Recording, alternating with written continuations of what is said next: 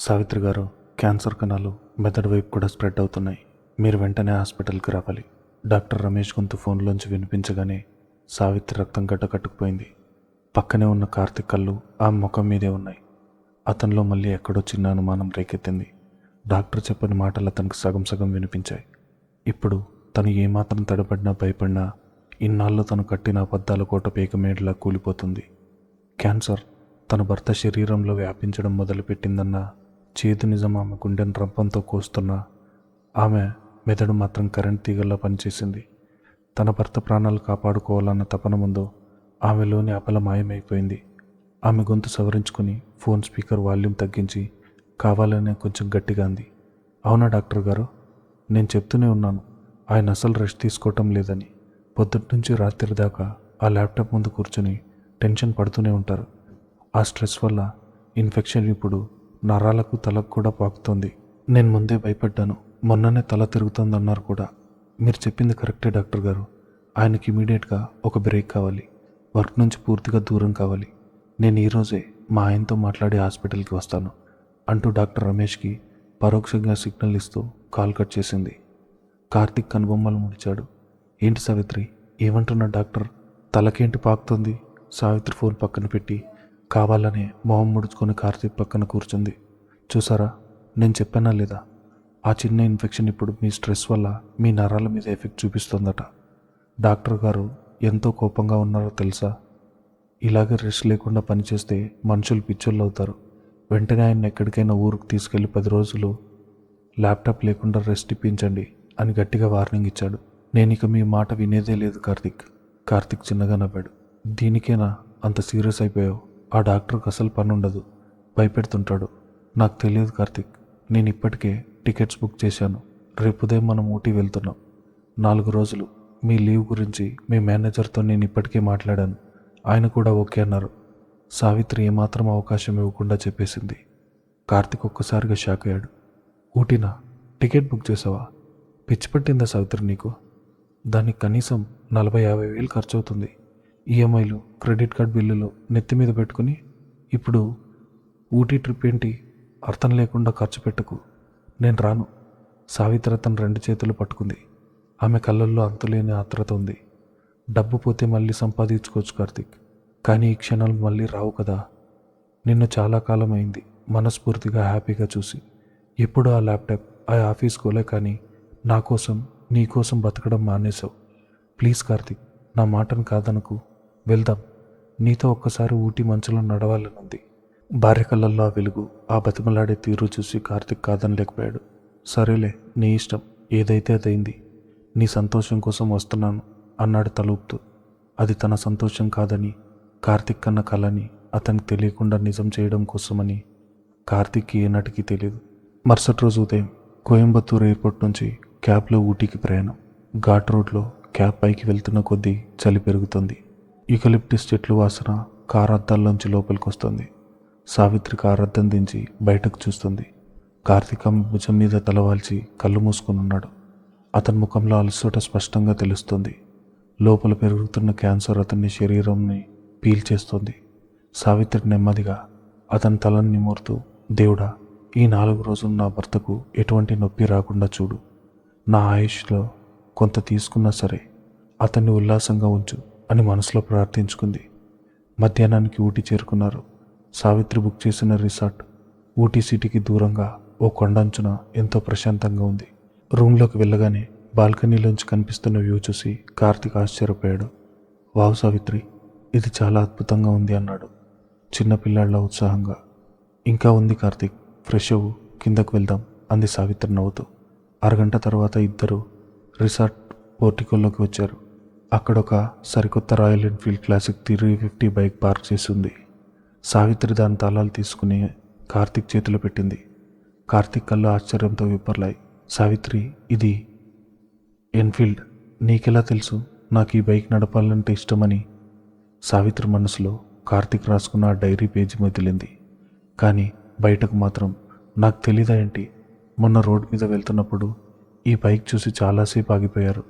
అందుకే రెంట్కి మాట్లాడాను. మీరు ట్రై చేయండి, నేను వెనకాల కూర్చుంటాను అంది. కార్తిక్ ముఖంలో సంతోషం 1000 వోల్ట్ల బల్బులా వెలిగింది. ఎంతో ఉత్సాహంగా బైక్ మీద కూర్చొని స్టార్ట్ చేశాడు. ఆ ఇంజిన్ టప్ టప్ అన్న శబ్దం ఆ నిశ్శబ్దపు కొండల్లో ప్రతిధ్వనించింది. సావిత్రి వెనకాల కూర్చొని 2 చేతులతో అతని నడుమును గట్టిగా చుట్టుకుంది. తన తలను అతని వీపు మీద వాల్చింది. బైక్ ఘాట్ రోడ్ల గుండా టీ తోటల మధ్యగా దూసుకుపోతుంది. చల్లటి గాలి వారి ముఖాన్ని తాకుతుంది. కార్తిక్ ఆనందంగా గాల్లోకి అరుస్తూ బైక్ నడుపుతున్నాడు. సావిత్రి కళ్ళు మూసుకొని అతని వీపును అనుకుని అతని గుండె చప్పుడుని వింటోంది. ఆ చలిలో అతని శరీరపు వెచ్చదనం ఆమెకు ఎంతో హాయినిస్తోంది. ఈ ప్రయాణం ఇలాగే సాగిపోతే ఎంత బాగుండవు, ఈ రోడ్డుకి అంతమే లేకపోతే ఎంత బాగుండు, కాలం ఇక్కడే ఆగిపోతే ఎంత బాగుండు అని ఆమె మనసు తల్లడిల్లిపోతుంది. బైక్ దొడ్డబెట్ట పీక్ దాటి ఎవరూ లేని ఒక వ్యూ పాయింట్ దగ్గర ఆగింది. అక్కడ మేఘాల వారిని ముద్దాడుతున్నాయి. దట్టమైన పొగమంచు కమ్ముకొనుంది. కార్తిక్ బైక్ ఆపి కొండాచ్చు దగ్గరకు పరిగెత్తాడు. 2 చేతులు గాల్లోకి చాచి ఆ చల్లటి గాలిని ఆస్వాదిస్తూ కళ్ళు మూసుకొని పైకి చూస్తూ గట్టిగా నవ్వాడు. ఆ నవ్వులో ఆఫీస్ టెన్షన్లు లేవు, ఈఎంఐ భారాలు లేవు. ఒక 5 ఏళ్ల పిల్లాడు వర్షంలో తడుస్తూ ఎంత స్వచ్ఛంగా నవ్వుతాడో అలా నవ్వుతున్నాడు కార్తిక్. స్వాతి బైక్ దగ్గర ఆగిపోయి ఫోన్ తీసి అతన్ని చూస్తోంది. ఆమె కళ్ళల్లో ఆనంద బాష్పాలు సుడులు తిరుగుతున్నాయి. అతను పొగమంచులో నిలబడి పిల్లాడిలా నవ్వాడు. సావిత్రి తన ఫోన్ కెమెరా ఆన్ చేసింది. టపటపా ఫోటోలు తీయడం మొదలుపెట్టింది. వేరే వాళ్ళ ఇన్స్టాగ్రామ్లో లైక్స్ కోసం ఫోటోలు తీస్తారు, కానీ సావిత్రి అలా కాదు. నేను నా ఫోన్లో ఫోటోలు తీస్తూనే ఉన్నాను. ఈ నవ్వు నా దగ్గర మిగిలిపోవాలి, ఈ క్షణాలు రికార్డ్ అయిపోవాలి. అతను శాశ్వతంగా ఈ లోకం నుంచి వెళ్ళిపోయినా నా జీవితాంతం చీకటి గదిలో ఒంటరిగా కూర్చున్నప్పుడు బతకడానికి నాకు ఈ ఫోటోలే ఊపిరిపోయాలి. 6 నెలల తర్వాత నేను చూసుకోవడానికి నాకంటూ మిగిలేది ఈ నవ్వు మాత్రమే. ఆమె కెమెరా ఫ్రేమ్లో కార్తిక్ నవ్వుతున్నాడు, కానీ ఫోన్ వెనకాల ఉన్న సావిత్రి చెంపల మీద నుంచి వేడి కన్నీళ్లు జారి కింద పడుతున్నాయి. ఏడుస్తూనే అతనికి తెలియకుండా చెంగుతో కళ్ళు తుడుచుకుంటూ నవ్వుతూనే ఫోటోలు తీస్తోంది.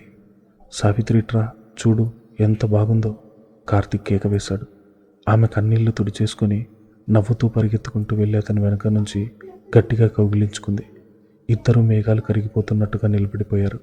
ఆ క్షణం వారికి క్యాన్సర్ లేదు, మరణం లేదు, భయం లేదు, కేవలం స్వచ్ఛమైన ప్రేమ మాత్రమే ఉంది. రాత్రి 8 గంటలు. బయట చలి దడదడలాడిస్తోంది. రిసార్ట్ బాల్కనీలో క్యాంప్ ఫైర్ వెలుగుతోంది. కార్తిక్ కుర్చీలో కూర్చొని వేడివేడి టీ తాగుతున్నాడు. అతనొంటికి వెచ్చటి మంకీ క్యాప్, స్వెటర్ ఉన్నాయి. సావిత్రి ఓ పెద్ద శాలువా కప్పుకొని అతని ఎదురుగా కూర్చుంది. వాతావరణం ఎంతో రొమాంటిక్గా ఉంది. మంటల వెలుతురులో కార్తిక్ ముఖం మీద పడుతోంది. అతని టీ కప్పు కింద పెట్టి ఎంతో గాఢంగా సావిత్రి కళ్ళల్లోకి చూశాడు. ఆ చూపుల్లో ఒక తెలియని కృతజ్ఞత ఉంది. సావిత్రి అని పిలిచాడు. ఏంటి కార్తిక్, నీకు ఈ మధ్య ఏదో అర్థమైంది సావిత్రి. జీవితం అంటే ఏంటో చాలా స్పష్టంగా అర్థమైంది. అది నాకు ఈరోజు తెలిసొచ్చింది. సావిత్రి గుండె లయ తప్పింది. ఏంటి కార్తిక్? జీవితం అంటే కేవలం ఉరుకులు పరుకులు కాదు, ఎంజాయ్ చేయాలని, ఇలాంటి చిన్న చిన్న క్షణాలే అసలైన ఆనందం ఉంటుందని నువ్వు తెలుసుకున్నావు. నాకంటే ముందు తెలుసుకున్నావు. ఎప్పుడు పైసలు దాచిపెట్టాలి, బ్యాంక్ బ్యాలెన్స్ పెంచుకోవాలని పరిగెత్తే నన్ను ఇక్కడికి తీసుకొచ్చి నా కళ్ళు తెరిపించావు. ఈరోజు ఆ బైక్ మీద వెళ్తున్నప్పుడు, ఆ మేఘాల్లో నిలబడినప్పుడు నాకెంత ప్రశాంతంగా అనిపించిందో తెలుసా? I love you Savitri, thank you for this అన్నాడు నవ్వుతూ. ఆ మాటలు వినగానే సావిత్రి కళ్ళల్లో నీళ్లు నిండాయి. అవి చలికి వచ్చిన కన్నీళ్లు కావని ఆమెకు తెలుసు. ఆమె నెమ్మదిగా ముందుకు వంగింది. నిజమే కార్తిక్, జీవితం అంటే ఏంటో నాకు తెలిసొచ్చింది. కానీ అది ఎక్కడో కాదు, నీతో ఉంటే నాకు జీవితం అంటే ఏంటో అర్థమవుతుంది. నువ్వు నా పక్కనుంటే చాలు, ఇంకేమీ వద్దు. కార్తిక్ కుర్చీలోంచి లేచి ఆమె పక్కకు వచ్చి కూర్చున్నాడు. ఆమె శాల్వా లోపల నుంచి ఆమె ఎడమ చేతిని బయటకు తీసి తన 2 చేతుల మధ్యలోకి తీసుకున్నాడు. ఎంతో ప్రేమగా ఆ చేతికి ముద్దు పెట్టాడు. అతని పెదవుల వెచ్చదనం ఆ చేతికి తగిలింది. కార్తిక్ తన భార్య తన కళ్ళు తెరిపించిందని ఆనందపడుతున్నాడు. కానీ సావిత్రి తన భర్త కళ్ళు శాశ్వతంగా మూసిపోకముందే అతనికి ఈ సంతోషాన్ని ఇవ్వాలని తపన పడుతోంది.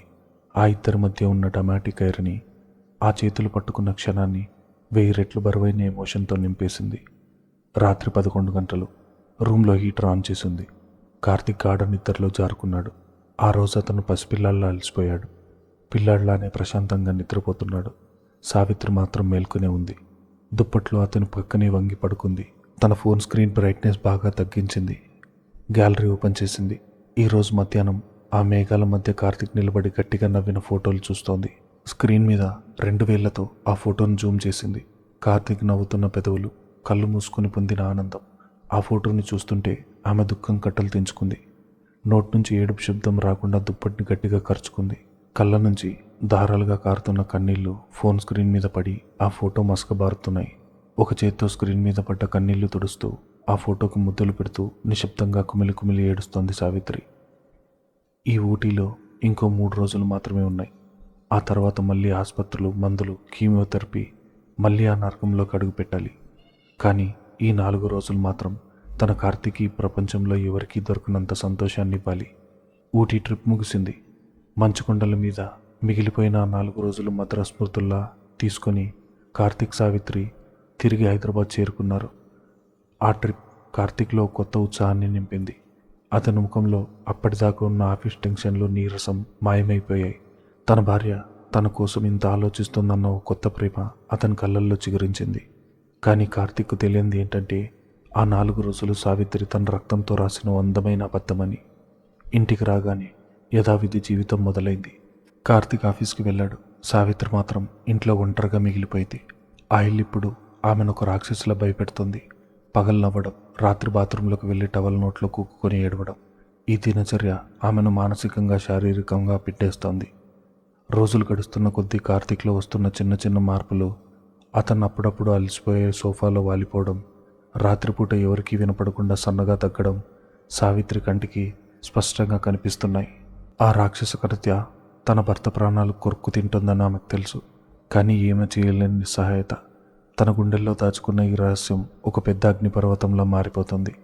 దాన్ని ఇంకా తనలో తాను దాచుకుంటే తనే పిచ్చిదానిలా మారిపోయే ప్రమాదం ఉందని ఆమెకు అర్థమైంది. ఎవరికో ఒకరికి చెప్పాలి. తన భారాన్ని పంచుకునే ఒక భుజం కావాలి. ఆ క్షణం ఆమెకు గుర్తొచ్చిన ఒకే ఒక పేరు, లలిత. లలిత సావిత్రి కాలేజ్ రోజుల నుంచి ప్రాణ స్నేహితురాలు. సావిత్రి మనసులో మాట కళ్ళల్లో చూసి చదవగలిగే ఏకైక మనిషి. మంగళవారం మధ్యాహ్నం కార్తీక్ ఆఫీస్లో ఉన్నాడు. సావిత్రి ఆటో పట్టుకుని లలిత వాళ్ళ ఇంటికి వెళ్ళింది. డోర్ బెల్ మోగగానే లలిత వచ్చి తలుపు తీసింది. ఏంటే, ఎప్పుడు లేని మధ్యాహ్నం పూట సర్ప్రైజ్ విజిట్ ఇచ్చావు? ఆ ఊటీ ట్రిప్ విశేషాలు ఫోన్లో చెప్తే సరిపోలేదా? ఏకంగా ఇంటికే వచ్చేసావు అంటూ నవ్వుతూ సావిత్రిని లోపలికి ఆహ్వానించింది. కానీ సావిత్రి ముఖంలో నవ్వు లేదు. కళ్ళు లోపలికి పీక్కుపోయి ఉన్నాయి. ముఖం పాలిపోయి ఏదో భయంకరమైన స్వప్నం నుంచి ఇప్పుడే మేల్కొని దానిలో ఉంది. లలిత వంటింట్లోకి వెళ్ళి 2 కప్పులు కాఫీ తీసుకుని హాల్లోకి వచ్చింది. ఏంటి అలా ఉన్నావు? కార్తీక్ గారితో ఏదైనా గొడవ, ఊటీలో ఏమైనా జరిగిందా అని అడుగుతూ కాఫీ కప్పు టీపాయ్ మీద పెట్టింది. సావిత్రి ఆ కప్పును చూడలేదు. నేరుగా వెళ్ళి లలితను గట్టిగా హత్తుకుంది. అంతే. ఇన్నాళ్ళు ఒక ఇనుప పెట్టెలో పెట్టి తాళం వేసిన దుఃఖం, ఆ నరకం, ఆ భయం అంతా ఒక్కసారిగా సునామీలా బద్దలైంది. లలిత భుజం మీద తలపెట్టి చిన్నపిల్లల్లా గీపెట్టి ఏడవడం మొదలుపెట్టింది సావిత్రి. ఆ ఏడుపులో మాటలు లేవు, కేవలం ఆర్తనాదాలు మాత్రమే ఉన్నాయి. ఒక మనిషి ప్రాణం పోతుంటే ఎలా ఏడుస్తారో అలా ఏడుస్తోంది. లలితకి ఏమీ అర్థం కాలేదు. ఆమె చేతులు వణికిపోయాయి. సావిత్రి, ఏమైంది? ఎందుకలా ఏడుస్తున్నావు? కార్తీక్ గారికి ఏమైనా అయిందా? ఏమైందో చెప్పు, నన్ను భయపెట్టుకు అంటూ సావిత్రి వీపు నిమురుతూ అడిగింది. సుమారు గంటసేపు సావిత్రి అలానే ఏడుస్తూ ఉంది. ఆమె కన్నీళ్లు లలిత చీరను పూర్తిగా తడిపేశాయి. గంట తర్వాత తనలో ఏడవడానికి కన్నీళ్లు కూడా అయిపోయాక మెల్లగా తలపైకెత్తింది. ఆమె కళ్ళు ఎర్రటి నిప్పు కణాల్లో మారాయి.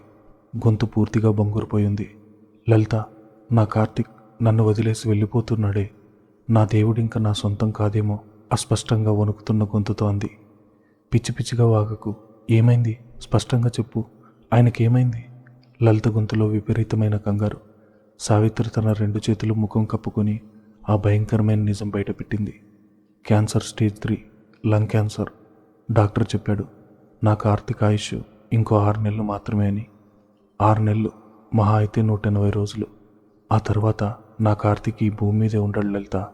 ఆ మాటలు వినగానే లలిత చేతిలో ఉన్న కాఫీ కప్ కింద పడి ముక్కలైపోయింది. ఆ వేడి కాఫీ ఆమె కాళ్ళ మీద పడినా ఆమెకు స్పర్శ తెలియలేదు. షాక్తో నోరు తెరుచుకుని శ్వాస తీసుకోవడం కూడా మర్చిపోయింది. కళ్ళు పెద్దవి చేసి సావిత్రి వంక చూస్తూ ఉండిపోయింది. క్యాన్సర్ ఏంటి సావిత్రి? 6 నెలలేంటి? నువ్వేం మాట్లాడుతున్నావో నీకు అర్థమవుతుందా? మొన్నే కదా ఊటీలో ఇద్దరు బైక్ మీద తిరిగి ఫోటోలు పెట్టారు. అంత ఆరోగ్యంగా ఉన్న మనిషి క్యాన్సర్ ఏంటి? లలితకు ఆ నిజం మింగుడు పట్టం లేదు. అది నిజమే లలిత. మొన్న ఆయన ఊటీలో నవ్వుతున్నప్పుడు నేను ఫోటోలు తీశాను. కానీ ఫోన్ వెనకాల నేను ఏడ్చాను. ఎందుకంటే ఆ నవ్వుకి ఒక ఎక్స్పైరీ డేట్ ఉంది. తను పొద్దున లేవగానే బాల్కనీలో నిలబడి కాఫీ తాగుతూ, సావిత్రి, ఈరోజు వాతావరణం చాలా అందంగా ఉంది కదా అంటాడు. అతను అలా అంటుంటే నా ప్రాణం పోతుంది. ఎందుకంటే అతనికి ఇంకా ఎన్ని అందమైన రోజులు మిగిలాయో నాకు తెలుసు లలిత. రోజులు కరిగిపోతున్నాయి. నా భర్త ఆయుష్ కరిగిపోతుంది. లలిత కళ్ళల్లో నీళ్లు తిరిగాయి. తన స్నేహితురాలు పడుతున్న నరకం ఆమెకి ఇప్పుడు అర్థం కావడం మొదలైంది. కానీ లలిత ఒక ప్రాక్టికల్ మనిషి. ఏడుస్తూ కూర్చోవడం కంటే పోరాడడం ఆమె నైజం. ఆమె వెంటనే లేచి సావిత్రి పక్కన కూర్చొని ఆమె చేతులు పట్టుకుంది. సావిత్రి, ఏడవకు. ఇప్పుడు మనం ఏడిస్తే లాభం లేదు. ముందు ఈ విషయం కార్తీక్ గారికి చెప్పు. ఆయనకు నిజం తెలియాలి. వెంటనే మనం ఇండియాలో ఉన్న బెస్ట్ ఆంకాలజిస్ట్ దగ్గరికి వెళ్దాం. ముంబై తీసుకెళ్దాం. అవసరమైతే అమెరికాకు వెళ్దాం. మన దగ్గరున్న ఆస్తులు, ఇల్లు అన్నీ అమ్మేద్దాం. ఎక్స్పెన్సివ్ కీమోథెరపీ స్టార్ట్ చేద్దాం. 1% ఛాన్స్ ఉన్నా సరే మనం ఫైట్ చేయాలి. ఆయనకి నిజం చెప్పి ఈరోజే ట్రీట్మెంట్ మొదలు పెట్టాలి. ఎంతో వేగంగా, ఆవేశంగా చెప్పింది లలిత. సావిత్రి ఆమె చేతులు విడిపించుకుంది. గట్టిగా తల అడ్డంగా ఊపింది. లేదు, అతనికి తెలియకూడదు. నేను చెప్పను. లలిత కోపం వచ్చింది. నీకు పిచ్చా సావిత్రి? ఇది చిన్న జ్వరం కాదు దాచిపెట్టడానికి. ప్రాణం పోయే జబ్బు. తన ప్రాణం గురించి తనకి చెప్పకపోతే ఎలా? కీమోథెరపీ తీసుకుంటే 6 నెలల ఆయుష్ 1 ఏడాదో 2 ఏళ్ళలో పెరగొచ్చు కదా. నువ్వెందుకు ఈ మూర్ఖపు నిర్ణయం తీసుకుంటున్నావు? సావిత్రి కళ్ళు ఓ నిశ్చయంతో వెలిగాయి. ఆ కళ్ళల్లో ఇప్పుడు ఏడుపు లేదు. ఒక భార్య తీసుకున్న అత్యంత కఠినమైన, బాధాకరణమైన నిర్ణయం ఉంది. లలిత, ఆ డాక్టర్ రమేష్ నాతో ఒక మాట అన్నాడు. భయం క్యాన్సర్ కంటే వేగంగా చంపుతుందని. కార్తీక్ ఎలాంటి వాడో నీకు తెలుసు. ఏ చిన్న దెబ్బ తగిలినా 10 సార్లు ఆలోచిస్తాడు. రేపు ఉదయం లేచి నీకు క్యాన్సర్, నువ్వు 6 నెలల్లో చచ్చిపోతున్నావని నేను అతనికి చెప్తే ఆ క్షణమే నా కార్తీక్ సగం చచ్చిపోతాడు. అతను ఆఫీస్కి వెళ్ళలేడు, బైక్ నడపలేడు, మనస్ఫూర్తిగా నవ్వలేడు. ప్రతి క్షణం నేను చనిపోతున్నాను కదా అన్న ఒక నరకంలో బతుకుతాడు. నేను అతనికి ఆ నరకం ఇవ్వలేను. లలిత వాదిస్తూనే ఉంది. అలా అని ట్రీట్మెంట్ ఆపేస్తావా? కీమోథెరపీ అయితే ఆయనకి హెల్ప్ అవుతుంది కదా. హెల్పా? ఏం హెల్ప్ లలిత? సావిత్రి గొంతు పెరిగింది. కీమోథెరపీ వల్ల సైడ్ ఎఫెక్ట్స్ ఎంత దారుణంగా ఉంటాయో నాకు డాక్టర్ చెప్పాడు. జుట్టు రాలిపోతుంది, వాంతులవుతాయి, నరకయాతన లాంటి నొప్పి వస్తుంది. నా మగుడికి ఒక ఆసుపత్రి మంచం మీద ప్రాణంతో ఉన్న శవంలా చూడటం నా వల్ల కాదు లలిత. ఆ కీమోథెరపీ వల్ల అతనికి ఇంకో 3 నెలల ఆయుష్ పెరుగుతుందేమో, కానీ ఆ 3 నెలలు అతను ఒక రోగిలా బతుకుతాడు. ఒక భర్తలా కాదు, ఒక మగాడిలా కాదు. సావిత్రి కొంగుతో మళ్ళీ ముఖం తుడుచుకుంది. నేను డిసైడ్ అయ్యాను లలిత. నాకు నా భర్త ఏడుస్తూ, మంచం మీద నొప్పులు భరిస్తూ ఎక్కువ కాలం బతకడం ఇష్టం లేదు. కేవలం 6 నెలలే బతికినా సరే అతను నవ్వుతూ బతకాలి. నా చేతి వంట తింటూ, ఏ భయం లేకుండా, రేపటి గురించి అందమైన కలలు కంటూ ఒక రాత్రి నిద్రలోనే ప్రశాంతంగా కన్నుమూయాలి. ఆ కీమోతో వాడు పడే బాధను వాడికి తెలియకుండానే నేను నా కళ్ళల్లో, నా మనసులో దాచుకుంటాను. వాడి నొప్పిని నా నాటకంతో కప్పేస్తాను. ఆ మిగిలిన 180 రోజులు వాడి జీవితంలో ఎవరూ ఇవ్వలేని అందమైన జ్ఞాపకాలుగా మారుస్తాను. నా వాడికి మరణం రావచ్చు, కానీ ఆ మరణం అంటే వాడికి భయం కలగనివ్వను. లలితకు నోట మాట రాలేదు. సావిత్రి చెప్తున్న దాంట్లో ఉన్న అనంతమైన, నిస్వార్థమైన ప్రేమను చూసి ఆమె కళ్ళల్లోంచి నీళ్లు జలజలా రాలాయి. నిజంగా ఏ భార్య తన భర్తకు మరణం వస్తుందని తెలిసి ఇంత ధైర్యంగా అతని సంతోషం కోసం తనను తాను ఇంతగా హింసించుకోదని ఆమెకు అర్థమైంది. లలిత వెళ్ళి సావిత్రిని తన 2 చేతులతో బంధించింది. ఇద్దరూ కలిసి అలాగే హాల్లో నేల మీద కూర్చొని ఏడ్చారు. నీకు పిచ్చి సావిత్రి, దేవుడు నిన్నెందుకు ఇలా పరీక్షిస్తున్నాడే? ఆ నరకం ప్రతిరోజు నీ ఎదురుగా చూస్తూ నువ్వెలా భరిస్తున్నావే అని వెక్కి వెక్కి ఏడ్చింది లలిత. భరించాలి లలిత, నా కోసం కాదు, నా కార్తీక్ కోసం భరించాలి. నువ్వు నాకు ఒక ప్రామిస్ చేయాలి. కార్తీక్ చనిపోయే ఆఖరి క్షణం వరకు ఈ నిజం వాడికి తెలియకూడదు. నువ్వు మా ఇంటికి వచ్చినప్పుడు కూడా నాలాగే నటించాలి. వాడి ముందు ఏడవకూడదు. నా వాడికి నువ్వు జాలి చూపించకూడదు. కేవలం నవ్వులు మాత్రమే పంచాలి. నా మీద ఒట్టు అంటే సావిత్రి లలిత చేతిని పట్టుకుని తన తల మీద పెట్టుకుంది. లలిత ఏడుస్తూ సరే అన్నట్టు తల ఊపింది. భారం పంచుకోవడానికి ఇప్పుడు ఒక తోడు దొరికింది సావిత్రికి. కానీ కరిగిపోతున్న సమయాన్ని ఆపే శక్తి లలితకు కూడా లేదు. సావిత్రి ఇంటికి బయలుదేరింది. ఆ సాయంత్రం కార్తీక్ ఇంటికి రాగానే వడ్డించడానికి అతనికి ఇష్టమైన రొయ్యల కూర వండాలి. ఒక కంట కన్నీరు, మరో కంట చిరునవ్వు. నాటకం మళ్ళీ మొదలు పెట్టాలి. ఊటీ నుంచి వచ్చిన తర్వాత రోజులు గాలిలా గడిచిపోయాయి. సావిత్రి తన నాటకాన్ని మరింత పకడ్బందీగా ఆడుతుంది. ప్రతిరోజు ఉదయం కార్తీక్ ఇష్టమైన బ్రేక్ఫాస్ట్, అతను అడక్కముందే వేడినీళ్ళు, మందులు, అంతా సవ్యంగా జరుగుతుంది. కానీ ఒక మనిషి అతిగా నటిస్తున్నప్పుడు ఎక్కడో దగ్గర చిన్న పొరపాటు జరగడం సహజం. సావిత్రి ప్రేమలో పొరపాటు లేదు, కానీ ఆమె దాస్తున్న రహస్యంలో పగళ్ళు రావడం మొదలయ్యాయి. ట్రిప్ నుంచి వచ్చిన వారం రోజుల తర్వాత కార్తీక్ దగ్గు కాస్త ఎక్కువైంది. ఛాతీలో ఏదో సన్నని నొప్పి సూదితో గుచ్చుతున్నట్టుగా మొదలైంది. రాత్రిపూట నిద్రలో అతను పడుతున్న ఇబ్బంది సావిత్రి గమనిస్తూనే ఉంది. బాత్రూంలోకి వెళ్ళి ఏడుస్తూ ఉంది. కానీ పగలు మాత్రం ఏమీ తెలియనట్టుగా ఆ మంచులో తిరిగారు కదా, ఆ చలికి వచ్చిన దగ్గులే అని కప్పిపుచ్చుతూ వచ్చింది. ఒకరోజు మధ్యాహ్నం కార్తీక్ తన ఆఫీస్ పని కోసం హెల్త్ ఇన్సూరెన్స్ క్లెయిమ్ ఫారం నింపుతున్నాడు. అందులో రీసెంట్గా హాస్పిటల్లో చేయించుకున్న టెస్ట్ రిపోర్ట్ అటాచ్ చేయాలి. సావిత్రి, నా మెడికల్ ఫైల్స్ ఎక్కడ పెట్టావు? ఆ ఎక్స్రే, బ్లడ్ టెస్ట్ రిపోర్ట్స్ ఉన్నాయి కదా, అవి ఒకసారి తీసుకురా అని హాల్లోంచి అడిగాడు. కిచెన్లో గిన్నెలు కడుగుతున్న సావిత్రి చేతులు ఒక్కసారిగా ఆగిపోయాయి. చేతుల్లో ఉన్న సబ్బు బిళ్ళ జారి కింద పడింది. ఆమె గుండె వేగం అమాంతం పెరిగింది. ఆ రిపోర్ట్లో స్పష్టంగా స్టేజ్ 3 క్యాన్సర్ అని రాసుంది. అది కార్తీక్ కంటపడితే తన 180 రోజుల ప్రణాళిక అదే క్షణంలో ముగిసిపోతుంది. ఆమె త్వరగా చేతులు కడుక్కొని కంగారుగా నడుచుకుంటూ బయటకొచ్చింది. ఆ ఫైల్స్ నా దగ్గర లేదండి. మొన్న డాక్టర్ రమేష్ గారు ఇంకేవో మెడికల్ రాసివ్వాలని ఆ రిపోర్ట్స్ అడిగితే ఆయన క్లినిక్లోనే ఇచ్చేసి వచ్చాను అని తడబడుతూ చెప్పేసింది. కార్తీక్ కొనుబొమ్మలు ముడిచాడు. క్లినిక్లో ఇచ్చేయడం ఏంటి సావిత్రి? అవి మన ఒరిజినల్స్ రికార్డ్స్ కదా, జిరాక్స్ ఇవ్వకుండా ఒరిజినల్స్ ఎవరైనా ఇస్తారా? అయినా ఈ చిన్న ఇన్ఫెక్షన్కి ఇన్ని రోజులు అవుతున్నా ఇంకా పాత రిపోర్ట్స్ చూసి మందులు రాయడం ఏంటి? సరేలే, రేపు ఒకసారి ఇద్దరం కలిసి డాక్టర్ దగ్గరికి వెళ్దాం, మళ్ళీ చెకప్ చేయించుకొని ఆ ఫైల్ తెచ్చుకుందాం. ఈ మాటలు సావిత్రి తల మీద పిడుగులా పడినట్టు అనిపించాయి. ఆసుపత్రికి వెళ్ళే డాక్టర్ ఎదురుగా తన నాటకం ఎక్కడ బయటపడుతుందో అన్న భయం ఆమెను వణికించింది. అయ్యో, దానికి మళ్ళీ మీరెందుకు వెళ్ళడం? మీరు ఆఫీస్కి వెళ్ళండి, నేను రేపు మధ్యాహ్నం వెళ్ళి ఆ ఫైల్ తీసుకొస్తానులేండి. మళ్ళీ చెకప్ అంటూ వెళ్తే ఆయన 100 టెస్టులు రాస్తాడు, అనవసరమైన ఖర్చు అని మాట మార్చింది. కార్తీక్ ఆమె కళ్ళల్లోకి తదేకంగా చూశాడు. ఆ చూపుల్లో ఎంతో లోతైన పరిశీలన ఉంది. అతను ఏదో నిజం తెలుసుకోవాలని చూస్తున్నాడు. సావిత్రి గుండె దడదడలాడుతుంది. కానీ అతను ఒక మాట కూడా అనలేదు. సరే అన్నట్టుగా తల ఊపి మళ్ళీ తన ల్యాప్టాప్ వైపు తిరిగాడు. అతను తనను నమ్మాడని సావిత్రి ఊపిరి పీల్చుకుంది. కానీ అతను నమ్మలేదు. అతనిలో అనుమానం బలపడింది. ఆ రాత్రి కార్తీక్కి నిద్ర పట్టలేదు. సావిత్రి ప్రక్కన ప్రశాంతంగా నిద్రపోతున్నట్టు నటిస్తోంది. కార్తీక్ మెల్లగా మంచం దిగి తన బీరువా దగ్గరికి వెళ్ళాడు. తన మెడిసిన్ ఉండే సొరుగు తెరిచాడు. అందులో మందులున్నాయి, కానీ ఒకదానికి కూడా కవర్ లేదు. అంటే మందుల పేర్లు, ఎక్స్పైరీ డేట్లు ఏవీ కనపడకుండా సావిత్రి ఆ స్ట్రిప్ను కత్తిరించింది. కేవలం మాత్రలు మాత్రమే ఓ డబ్బాలో వేసి పెడుతోంది.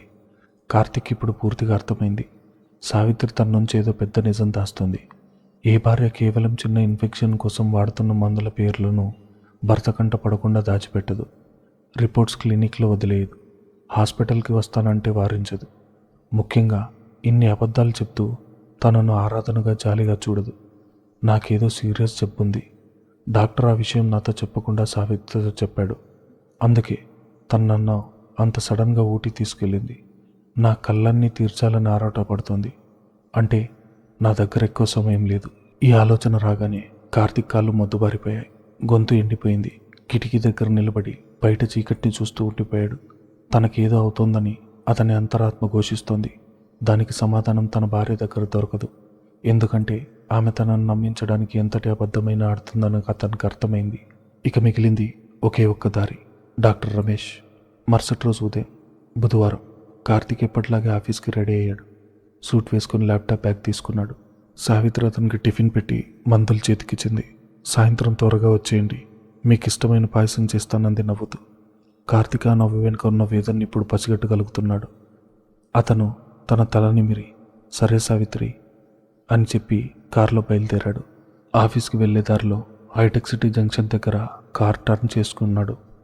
నేరుగా డాక్టర్ రమేష్ ఉండే హాస్పిటల్ వైపు కారు తిప్పాడు. తన జీవితంలో రేపు ఉండబోయే నిజమేంటో, ఆ చేదు గులిక ఏంటో ఈరోజు మింగేయాలి అని నిర్ణయించుకున్నాడు. గుండెలో ఒకవైపు భయం, మరోవైపు తన భార్య తన కోసం పడుతున్న ఆరాటం, ఇవన్నీ అతన్ని ఒక మానసిక సంఘర్షణలోకి నెట్టాయి. హాస్పిటల్ లోపలికి అడుగు పెట్టగానే ఆ ఫినాయిల్ మందుల వాసన కార్తిక్కి విపరీతమైన భయాన్ని తెచ్చిపెట్టాయి. లిఫ్ట్ ఎక్కి 5వ అంతస్తుకు చేరుకున్నాడు. కారిడార్లో పేషెంట్లు కూర్చొని ఉన్నారు. డాక్టర్ రమేష్ క్యాబిన్ బయట ఉండే రిసెప్షనిస్ట్ ఎక్కడికో వెళ్ళినట్టుంది. ఆమె కుర్చీ ఖాళీగా ఉంది. కార్తిక్ నెమ్మదిగా తన షూస్ చప్పుడు వినపడకుండా డాక్టర్ క్యాబిన్ వైపు నడిచాడు. క్యాబిన్ తలుపు పూర్తిగా మూసుకోలేదు. కొద్దిగా సందుంది. లోపల నుంచి డాక్టర్ రమేష్ గొంతు వినిపిస్తోంది. అతను ఎవరితోనో ఫోన్లో చాలా సీరియస్గా మాట్లాడుతున్నాడు. కార్తిక్ తలుపు కొట్టడానికి ఎత్తిన చెయ్యి గాల్లోనే ఆగిపోయింది. అతను తలుపు సందులోంచి వినడం మొదలుపెట్టాడు. మేడం, ఆయన కండిషన్ గురించి నేను ముందే చెప్పాను, డాక్టర్ రమేష్ అంటున్నాడు. కార్తిక్ ఊపిరి బిగపట్టాడు. ఎవరితో మాట్లాడుతున్నాడు డాక్టర్? సావిత్రితోనా? డాక్టర్ వాయిస్ కంటిన్యూ అవుతుంది. మీరు ఆయనకి ఏమీ తెలియకుండా ఉండాలని పడుతున్న తపన నేను అర్థం చేసుకోగలను. కానీ మెడికల్గా క్యాన్సర్ కణాలు ఇంకా వేగంగా స్ప్రెడ్ అవుతున్నాయి. నిన్న మీరు చెప్పిన సిమ్టమ్స్ బట్టి చూస్తే ఆ పెయిన్ కిల్లర్ కూడా పెద్దగా పనిచేయడం లేదని అర్థమవుతుంది. దయచేసి ఆయనకు నిజం చెప్పేయండి. ఇలా దాచిపెట్టి కీమోథెరపీ స్టార్ట్ చేయకపోతే 6 నెలల సమయం కూడా ఉండదు. ఆయన శరీరం తట్టుకోలేదు. కార్తిక్ కళ్ళ మాంతం పెద్దవయ్యాయి. క్యాన్సర్ కణాలా? 6 నెలల సమయమా? నిజం చెప్పేయండి. ఆ పదాలు కార్తిక్ మెదడులో తూటాల్లో పేలాయి. అతని చెవులు మొద్దుబారిపోయాయి. చుట్టూ ఉన్న ప్రపంచం ఒక్కసారి గిర్రని తిరిగినట్టు అనిపించింది. కాలి కింద భూమి కుంగిపోతుంది. తన ఊపిరితిత్తుల్లో ఉన్న ఆ రాక్షసి తనని ఇంకో 6 నెలల్లో మింగేయబోతుంది. తన భార్య తన నూటి తీసుకెళ్ళింది తన కోరిక తీర్చడానికా, లేక తన చివరి కోరిక తీర్చడానికా? ఆ దేవుడికి మొక్కులు, ఆ ప్రేమ, ఆ కన్నీళ్లు అన్నీ తన చావును దాచడానికేనా? కార్తిక్ చేతులు వణికాయి. కళ్ళ వెంబడి కన్నీళ్లు కట్టలు తెంచుకుని బయటకు రావడానికి సిద్ధమవుతున్నాయి. తనకి 6 నెలలు మాత్రమే ఉందన్న భయం కంటే ఇన్నాళ్ళు ఈ నిజాన్ని తన గుండెల్లో దాచుకుని తన భార్య ఎంత నరకం అనుభవించిందో అంటూ ఆలోచన అతన్ని నిలువెల్లా దయించేస్తుంది. రాత్రిలో తన నిద్రపోయాక బాత్రూంలోంచి వచ్చే సన్నటి ఏడుపుల శబ్దం ఇప్పుడు అతనికి స్పష్టంగా అర్థమైంది. అకస్మాత్తుగా కార్తిక్ తలుపులు నెట్టి క్యాబిన్ లోపలికి అడుగుపెట్టాడు. తలుపు తెరుకున్న శబ్దానికి డాక్టర్ రమేష్ ఉలిక్కిపడి షాక్లో చేతిలో ఉన్న ఫోన్ కింద పడేశాడు. ఎదురుగా కార్తిక్ నిలబడున్నాడు. మిస్టర్ కార్తిక్, మీరెప్పుడొచ్చారు? డాక్టర్ రమేష్ గొంతులో భయం, కంగారు స్పష్టంగా తెలుస్తున్నాయి. తన మాటలు కార్తిక్ విన్నాడా లేదా అన్న టెన్షన్ డాక్టర్ ముఖంలో కనిపిస్తుంది. కార్తిక్ నెమ్మదిగా నడుచుకుంటూ వెళ్ళి డాక్టర్ టేబుల్ ముందు నిలబడ్డాడు. డాక్టర్ కళ్ళల్లోకి సూటిగా చూశాడు. ఆ చూపుల్లో ఒక తెలియని గాంభీర్యం ఉంది. ఒక క్షణం అక్కడ భయంకరమైన నిశ్శబ్దం. ఏసీ శబ్దం తప్ప ఇంకేమీ వినపడ్డం లేదు. కార్తిక్ గొంతు సవరించుకొని ఎంతో స్థిరంగా బరువైన గొంతుతో ఇలా అన్నాడు. డాక్టర్, నా భార్య ఒక నిజం మాత్రమే చెప్పింది. తను నన్ను ప్రాణానికి ప్రాణంగా ప్రేమిస్తుందని. ఆ ఒక్కటి తప్ప నా జీవితంలో ఇంకేదీ ముఖ్యం కాదు. మిగతా విషయాలన్నీ మనం తర్వాత తీరిగ్గా మాట్లాడుకుందాం. అంతే. ఒక్క క్షణం కూడా అక్కడ నిలబడకుండా కార్తిక్ వెనక్కి తిరిగి క్యాబిన్ నుంచి బయటికి నడిచాడు. డాక్టర్ రమేష్ కుర్చీలో అలాగే షాక్తో స్థానువులా మిగిలిపోయాడు. బయటకు వచ్చిన కార్తిక్ లిఫ్ట్ ఎక్కాడు. లిఫ్ట్ తలుపులు మూసుకున్నాయి. ఆ ఇనుప తలుపుల మధ్య కార్తిక్ ముఖం నెమ్మదిగా కనుమరుగవుతుంది. కార్తిక్కి నిజం తెలిసిందా? ఒకవేళ తెలిస్తే అతను డాక్టర్ని ఎందుకు నిలదీయలేదు? అసలు అతను ఆ డాక్టర్ క్యాబిన్ బయట నిలబడినప్పుడు డాక్టర్ మాటలు పూర్తిగా విన్నాడా లేదా? నా భార్య నన్ను ప్రేమిస్తోంది అన్న మాట వెనుక ఉన్న అంతరార్థం ఏంటి అన్నది తెలుసుకోవాలంటే నెక్స్ట్ పార్ట్ కోసం వెయిట్ చేయండి. అంతవరకు ఈ ఛానల్ని సబ్స్క్రైబ్ చేసుకోండి.